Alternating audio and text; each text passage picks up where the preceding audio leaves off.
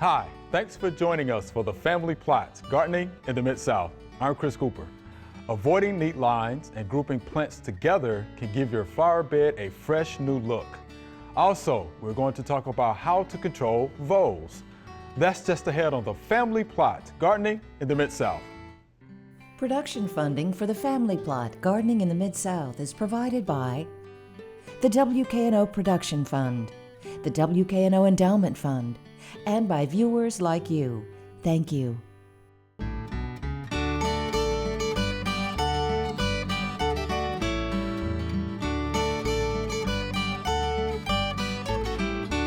Welcome to the Family Plots. I'm Chris Cooper. Joining me today is Joellen Diamond. Joellen is the Director of Landscape at the University of Memphis, and Mr. D will be joining me later. Good to see you, Joellen. Good to see you. All right, so we're going to talk about grouping plants, right? Something you know a lot about. Yes, grouping of plants. Okay. Versus plants in one line. Right, one line, okay. And you know, you think about, you have small places in front of a house, and typically people will buy one type of plant, Yeah. and they just plant, you know, in one row, and that's all they do. I'm guilty of that. It's Okay. and that's what a lot of the builder grade things are. Maybe change a plant here or Yeah. two, but it's basically just a line of plants. Well, let's make it interesting. Okay, You let's can do do something interesting in that line. All right. Use perennials. Use triangular shaped placement of your plants. Like instead of in one line, smaller plants maybe in a zigzag pattern, and then not the same plant. And then add some perennials and some annuals and do something different. Bulbs, plant bulbs in the ground so you have different colors and different things coming up during throughout the year. So Okay, it changes I like and that. is interesting. Of course, you're going to use your design principles. You know, texture. Is it coarse? Is it medium? Is it fine? But you don't want just one of those. You want to mix it up so that there is a much more interesting grouping of plants. Also, the shape and the color. Yeah. You know, the shape, you could have an upright, oval, round, horizontal, vase-shaped with ornamental grasses, all sorts of things to break up that linear patterns. Okay. And you got to think about it. Your house is a flat horizontal surface. The yard and the sidewalk is a horizontal. Don't just put plants in a line. That just keeps emphasizing a horizontal surface. That makes sense. When you mix up, you know, and do triangular shapes and do different textures and colors, you're going to break up all of that and make a much more interesting grouping of plants to look at. And we had a schematic, we've talked before. It shows the plants overhead the way you would draw them on a piece of paper, and then when they have a 3D image of what they are, and you see how tall, some of the things are tall, some of them are medium shaped, and then some are smaller. So that's the kind of thing that we are looking for. Okay. And you don't just use shrubs. You can use a tree here and there. You can use perennials, annuals, bulbs, everything. So you can incorporate a lot of things in a small space. Okay. It doesn't have to be a whole lot. First, you got to determine the size that you're planting.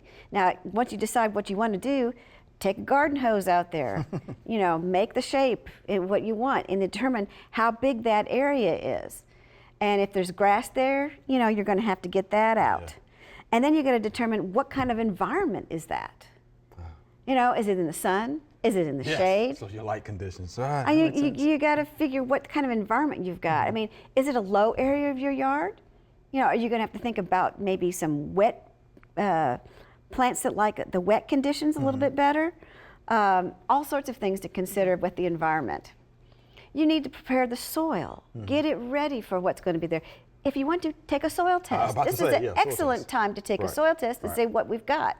It might be a new planting in a new yard, or it might be in an established space that, you know, hasn't had a soil test in a long time. So you need to know what you're starting with. I think that is good. So let me ask you about amendments. How do you feel about adding amendments, you know, to your beds? You can. You don't. Again, you don't want to do more than 20%. And most plants, the larger the plant is, they really don't need amendments. But the smaller stuff, like the annuals and some of the perennials, and I would use a little bit of amendment and excuse me, in those kind of areas, just because you'll get more plants to grow, and they'll have a better, well-drained soil area for them to be in. Right. But the bigger established plants, they don't need any amendment. That's good to know because, of course, there's a difference of opinions about that. Should you amend that site or should you not do it, based on what you're trying to plant? So, yeah. Yeah. And they can both exist. I mean, you can just amend the first few inches of soil, and the smaller plants will be in that, and the larger plants will be down in the original soil. Because the one thing you don't want to do is amend everything, right? Because then you end up with a bowl that when it water, the drainage around here is just terrible. Our soils are so tight, and then when you amend that much, you just create a bowl that water sits in. Right. You don't want to do that. Right. Okay, so now we're going to choose our plants. Now, there are a lot of publications all across the country. Yes. Contact your local extension services. There's probably lists of plants that do well in your areas, and they'll give you different sizes and environments that they like to live in. And you can do your research that way. You can also go to the nursery. Once you go to the nursery, you can see all sorts of things you like. But please, read the tags. Please. Because the tags will tell you, I mean, I know some people say the tags aren't always quite accurate, but they are going to give you a range of height and size that the plant's going to get to be. And you have to determine if it's got the right light and moisture content for the area you're going to be planting it, and give you an average of how big it's going to be. And is that something that you want there, or do you need to find something different? Okay. And then when you find them, you're there at the nursery, just start putting them together in the grouping that you're going to be, there's enough aisle space there. You can start putting them together and decide whether you think they look nice or not together. Right. So just have fun with it. Yes, have fun with it. Have fun with it. I like yeah, that. I mean, you can, it's amazing what you can find out. I actually went to the store, I was buying annuals and perennials. And I thought, oh, that's nice. Oh, I like that. Oh, I like that. And had all this stuff in my cart. And I started looking at it in the cart and I went, oh my gosh, everything's fine textured. The colors are pretty, but that just doesn't excite me. There's no coarse or medium textured plants in here. So then I go, okay, so which of these do I like best? Now, okay, I'll put this one back when I need to find something with larger leaves. You have a lot of experience putting beds together, designing beds. So can you tell us a little bit about that? Yeah, we've recently done one at the university where we had it was probably about 4 or 5 feet wide bed all along the front of a building. Nice long bed. So to break that up, we did some things. I wanted something evergreen. Okay. Because most of the time the students are in school, it's the winter and they need something evergreen. So I picked Abelia and Dorothy Yopon holly in there, but I didn't put them all in one line. I put them in groupings here, and then they kind of crossed over and started the other kind, and I put a perennial called Helleborus that would bloom, that has already bloomed, right in around the corners where there was a door, so that something would be blooming, and it's a different texture, and it's a different size than the other plants. Because Abelia has a small leaf, holly's a small leaf, smaller leaf, and then the Helleborus is a large leaf. But behind those, when I was doing all this, I put hydrangeas. Of course, they're deciduous, but they're going to have a bigger leaf and a bigger bloom in a different time of year. Got it. And along the front, some hosta here and there, not a solid line, but just broken up in different parts of the bed. So everything's broken up. It's never a solid line of anything, but it all meshes and goes well together. It's got all the different textures and colors to be throughout the season for interest. So it's not symmetrical, it's asymmetrical. Could be, yes. Could be. Yeah. How about that? Yeah. See, that's why you're the expert. That's why we have you on here talking about things like this. All right.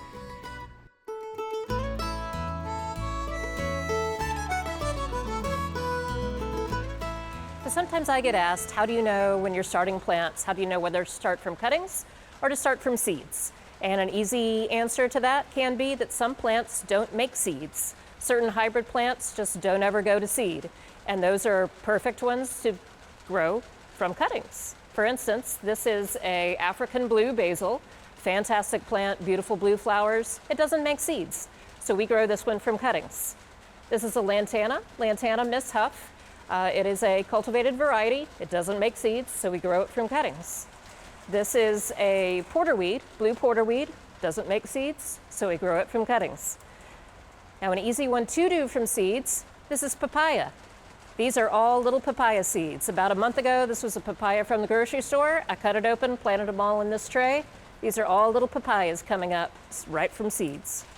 This is a moonflower. This is an annual. You wouldn't want to do it from cuttings, but it's really easy from seeds.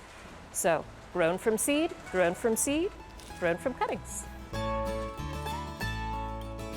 Let's talk about voles.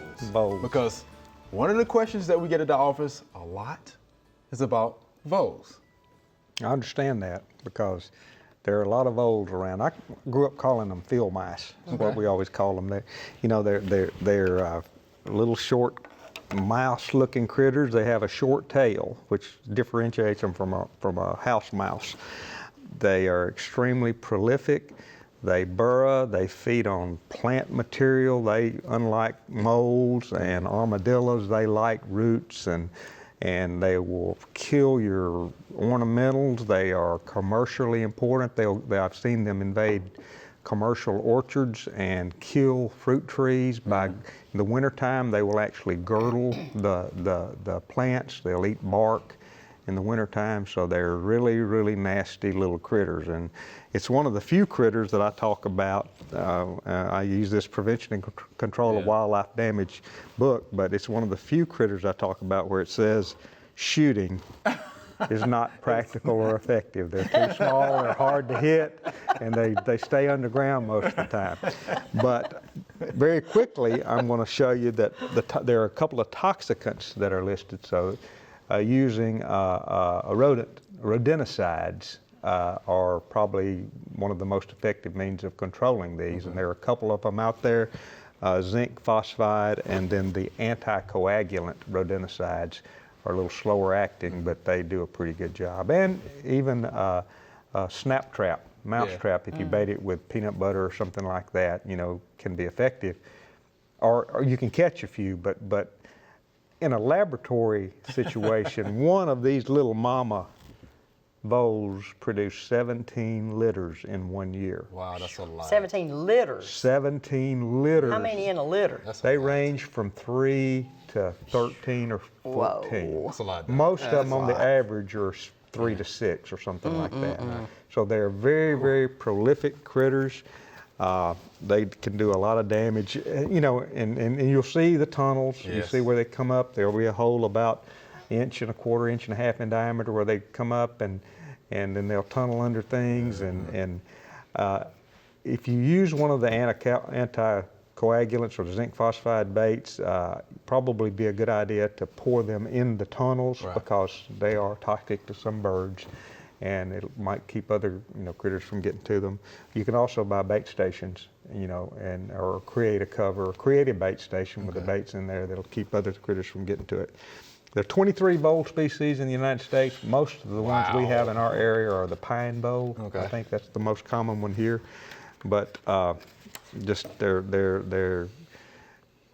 they're really tough to control, and I would use all of these methods that I've talked about. Not And you just can't just one. do it one time because do it- they'll it's- come back and come back. That's and exactly come back. right. If you completely wipe them off your property, another vole will come walking by and say, "Hey, man, there's some empty space over there," and they'll move right in.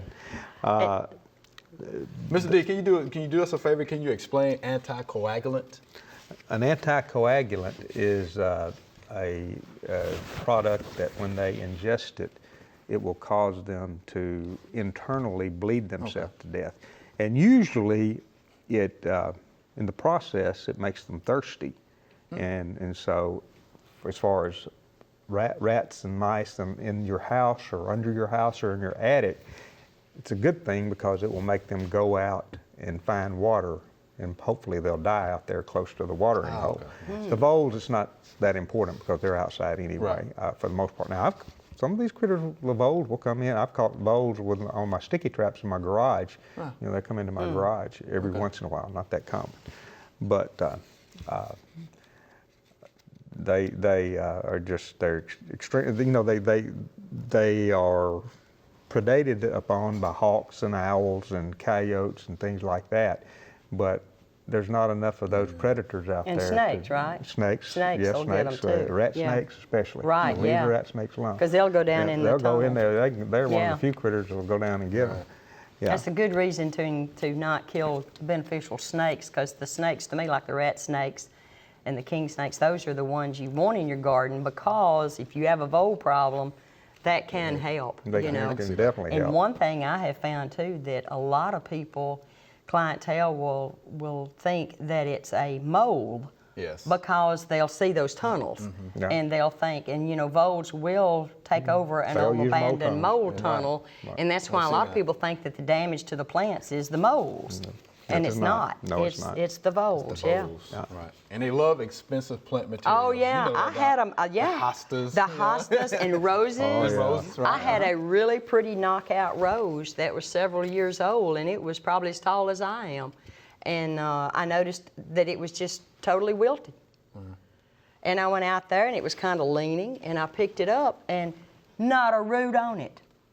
It was gnawed to just a knob. And of course it was, That's it. and hostas will just disappear, won't they, disappear. Chris? They They just will will. just disappear. Yeah, they sure will. It's like that old Bugs Bunny cartoon where he's underground, he's pulling the carrots down as he goes, you know? Yeah, that's how it is. That's what they That's do. it. Yeah. They took that That's from what those voles. voles do, buddy. That's right. So try all the methods. Is Yeah. pretty much what Mr. D was saying. Yeah. So. And keep doing wow, it. and keep doing it. Yeah. Wow. Postpartum breeding is common. Females can breed as early as 2 weeks of age. Wow. Uh, Oh my Like I goodness. said, 17 litters. Litter sizes range from 1 to 11. They need to come That's out what with it some says. kind of Yeah, faults. yeah. You know how insects have pheromones, you know? Yeah. Gestation do period's something for- 21 days. Okay. So, you know, Quick. a vole that is, okay, 2 weeks plus 21 days is, what, 5-week-old? 5 or 6 weeks. Yeah. 5-week-old vole is producing babies Reproducing. already. Wow. You know? That's So, scary. How about that? We're going to be overrun. Take them out. Take them out. All right, Mr. D, we appreciate that. That's some good stuff.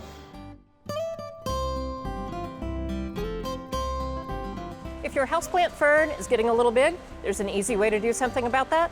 Let's just divide it. So this is a happy houseplant fern. You can see it's nice and full. Just gonna squeeze the pod a little bit. Take that pod out. And we're just gonna divide it right down the center. Then with a soil knife, all you have to do is kind of pick a dividing line in the center. I'm just gonna saw right through it. Now you've got 2 fern pieces, each ready to go in their own pot. Just gonna stick that little guy in. Little extra soil, tuck it in a little bit. That's ready to water and go. Same thing with this one. Stick it in your new pot. Add a little soil. Add a little soil. Tuck it in. You're ready to water and go. 2 brand new ferns. All right, Joellen, here's our Q&A segment. You ready? I'm ready. These are some great questions, all right? Here's our first via email. How do you kill Italian arum? I just can't get rid of it. And this is Isa from Portland, Oregon. There's a lot of people that will sympathize with her. Okay.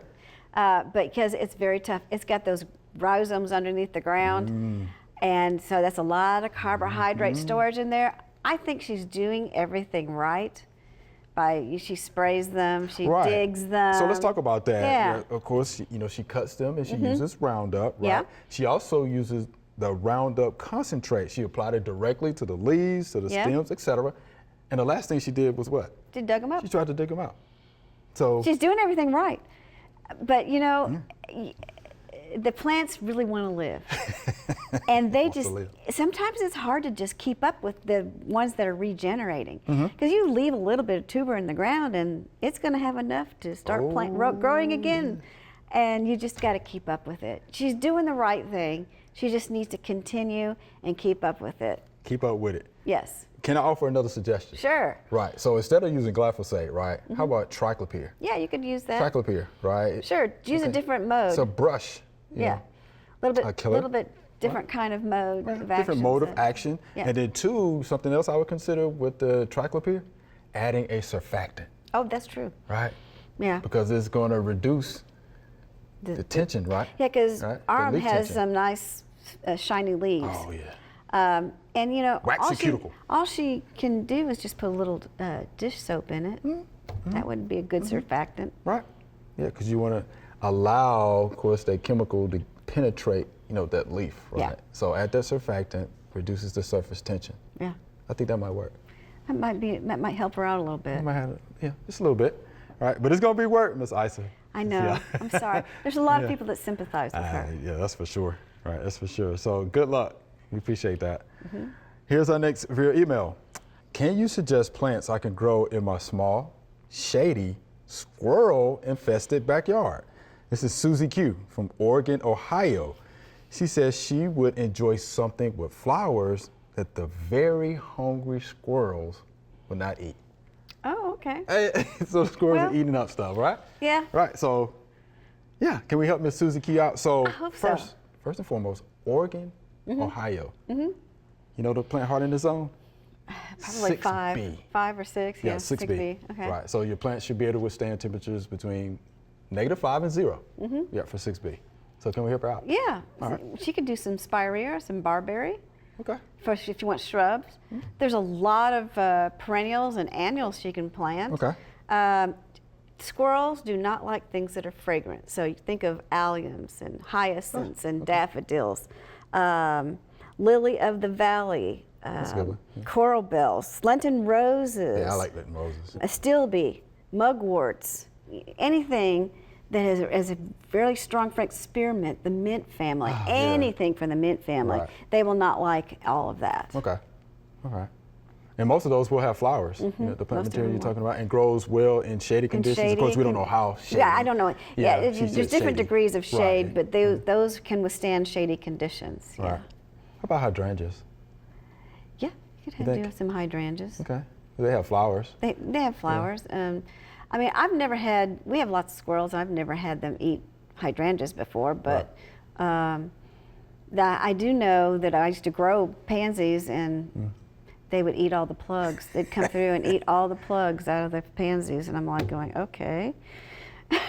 Yeah, squirrels, they like plants. They like plants. They like a lot of tender plants and flowers. They sure Okay. do. So we gave them some good options. I right? hope those are some good Right. options Yeah. for and her. check with your local extension office as well. They may Yeah, have some other. they may have some you know, other choices. lists. For you as well. Yeah, I But think those fragrant. work. Fragrant. Yeah, fragrance. Okay. Think of things that are fragrant because they don't like things that are fragrant. Okay. I didn't know that. So it's good to know. Oh, those squirrels. Yeah. All right, Susie Q. You got some work to do, all right? Here's our next viewer email. Why did my 3-year-old dogwood go into shock when I watered it during a drought? Will it come back this year? This is Joanne from Liberty Township, Ohio.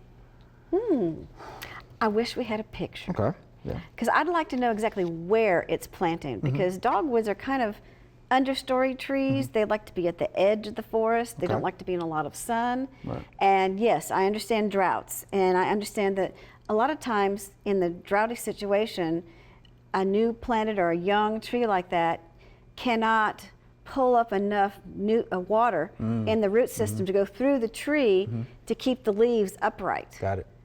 And then because they're falling, you think, oh, it needs water.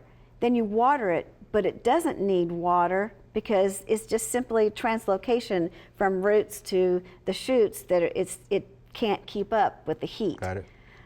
Then you end up overwatering it, and then it doesn't. Then that's worse than not having enough water. So, will it come out of it? May or may not. We'll have to see Right. in the spring. But I want to know where it's planted. And I understand droughts, but does it have some kind of relief with shade somewhere during the day? Right.